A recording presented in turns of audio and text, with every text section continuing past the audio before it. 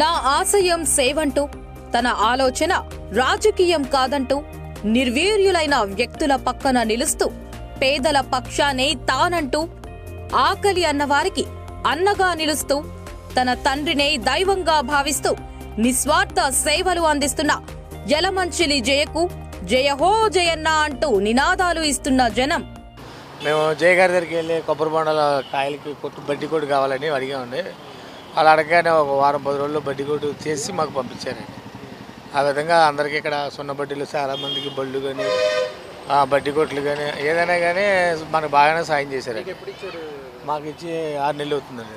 6 నెలలు అవుతుందండి. చాలామందికి బళ్ళు కానీ, ఇస్త్రీ బళ్ళు కానీ, పూర్తి బళ్ళు కానీ రకరకాల అందరికీ వెనక మళ్ళీ జయ గారు అందరికీ ఇచ్చారు. బళ్ళు బాగానే ఇచ్చారండి.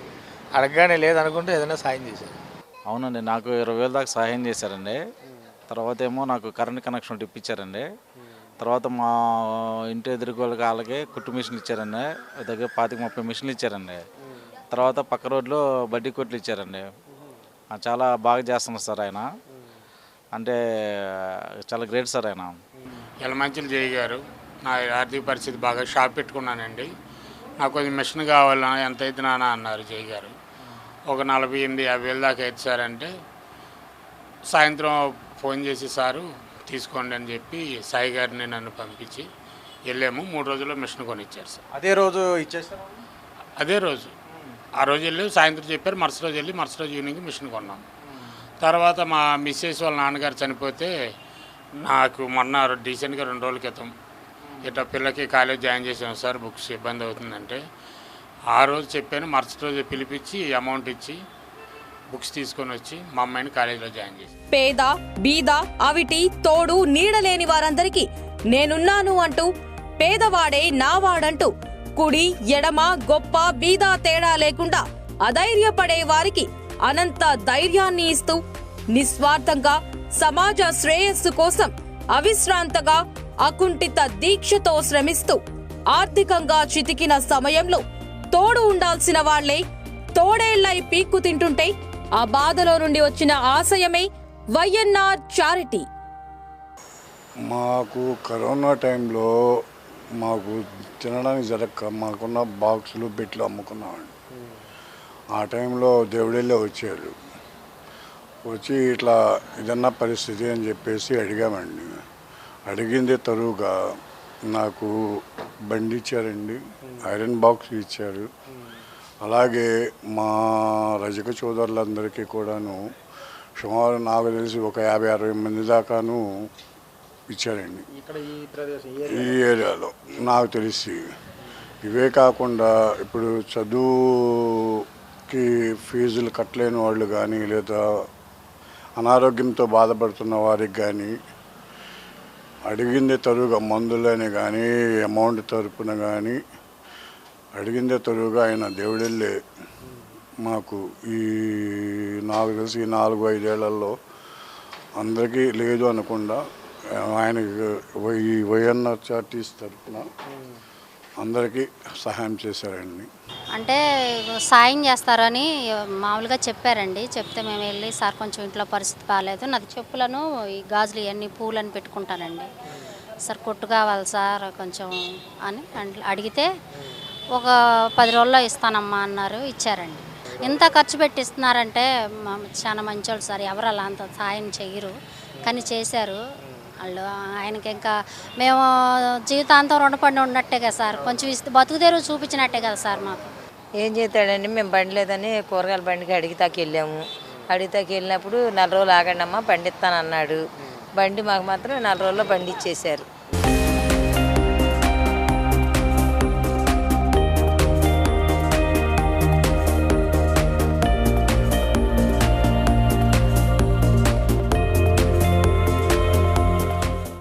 కొందరు వ్యాపారవేత్తలు బాగా సంపాదించి ఆ యొక్క సంపదను బాగా కూడగట్టుకోవాలనే ఉంటారు.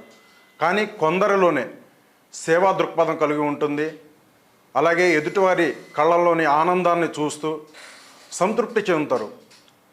అలాంటి ముందు వరుసలో వైఎన్ఆర్ చారిటీ అధినేత జయప్రకాష్ గారు ఉంటారనేది చెప్పాలి. అయితే ఇటువంటి మరిన్ని విషయాలు, అంటే ఈ యొక్క వైఎన్ఆర్ చారిటీ యొక్క ఎందుకు స్థాపించారు, అలాగే మిగిలిన అంశాలపై కూడా మనతో మాట్లాడడానికి సిద్ధంగా ఉన్నారు సార్తో మాట్లాడదాం. సార్ ముందుగా నమస్కారం. సార్ చాలామంది కూడా బాగా సంపాదించామా, భావి తరాలకు వెనక్కి కూడగట్టుకున్నామా అనే అంశంలోనే ఉంటారు. అంటే మీరు ప్రధానంగా ఈ యొక్క చారిటీ స్థాపించడానికి అసలు ఎందుకు కారణం, అలాగే సేవ చేయాలనే దృక్పథం ఉన్నప్పటికి కూడా మిమ్మల్ని ప్రేరేపించిన అంశాలు ఏంటి అసలు? దరిదాపుల 16 సంవత్సరాల క్రితం లయన్స్ క్లబ్ ఆఫ్ గుణదల ద్వారా నా చారిటీ కార్యక్రమాలు స్థాపించడం జరిగింది. మరి లయన్స్ క్లబ్ ద్వారా విరివిగా ఎన్నో సేవా కార్యక్రమాలు చేస్తూ వచ్చాను. ఆ క్రమంలో తర్వాత కుటుంబ నేపథ్యంలో కూడా ఆర్థికంగా ఎన్నో ఇబ్బందులు రావటం, ఆ సమయంలో మా తండ్రి గారి వెంట ఎవరో కూడా కుటుంబ సభ్యులు కానీ అదేవిధంగా మిత్రులు కానీ ఎవరో నిలబడకపోవటం, ఆ సన్నివేశాలు కొన్ని నాకు బాధాకరంగా ఉండి మా నాన్నగారి తదనంతరం వైఎన్ఆర్ చారిటీ స్థాపించి అప్పటి నుంచి ఇంకా విరివిగా సేవా కార్యక్రమాలు చేస్తూ అలా కంటిన్యూ అవుతూ వస్తుంది. అంటే అప్పటి 16 ఏళ్ళ నుంచి కూడా ఈ యొక్క చారిటీ నుంచి చాలామందికి సేవ ఇవన్నీ కూడా చేయడం జరుగుతుంది, ఇవన్నీ కూడా తెలుస్తుంది. కానీ దీనికి అవధులు లాంటివి ఉన్నాయి. ప్రధానంగా ఎన్టీఆర్ జిల్లా వరకే, నియోజకవర్గాల వరకే ఉంటుందా, లేదంటే అవధులు లాంటివి ఏమైనా ఉన్నాయంట సార్? ఎవరైనా మిమ్మల్ని అప్రోచ్ అవ్వచ్చు? అసలు మొదలుపెట్టినప్పుడైతే కనుక నేను పుట్టి పెరిగిన ఎనికేపాడు గ్రామంలో ఆ గ్రామం వరకు చేద్దాం అనుకున్నా. అప్పుడు అంత ఆశయంగా కానీ లేకపోతే అదొక కసిగా కానీ నేను చేసింది లేదు, జస్ట్ అలా నార్మల్గా స్టార్ట్ చేశాను. తర్వాత జరిగిన పరిణామాలు, కుటుంబ నేపథ్యంలో ఇబ్బందుల వలన ఎవరు వచ్చినా ఒక ఇది ఏరియా జిల్లా నియోజకవర్గం అలాంటి ఆలోచనలు ఏం లేవు. ఎవరైనా సరే పేదవారు అంటే తప్పనిసరిగా వారికి మా చారిటీ తరఫున ఎల్లప్పుడూ అందుబాటులో. అయితే ఇప్పటి వరకు కూడా మీ నుండి సహాయం పొందిన వారు ఎంతమంది అయి ఉండొచ్చు ఈ యొక్క 16 ఏళ్ళ బట్టి? ఒకళ్ళు ఇద్దరు లేకపోతే అంకె అనేది నాకు తెలిసి ఉండదండి. వందల్లో, నాకు తెలిసి వేలల్లో ఉంటారు.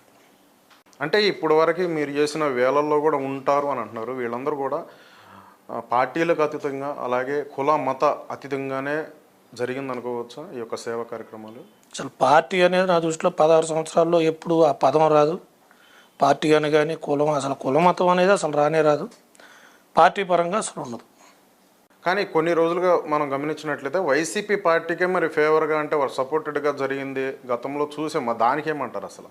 వైసీపీ పార్టీగా జరిగిందేం కాదు, వ్యక్తిగతంగా దేవినేని రాజశేఖర్ నెహ్రూ గారి కుటుంబం అంటే నా తండ్రి గారికి ఎంత విలువిస్తానో ఇంచుమించుగా అంతే గౌరవం దేవినేని రాజశేఖర్ నెహ్రూ గారికి ఇస్తాను.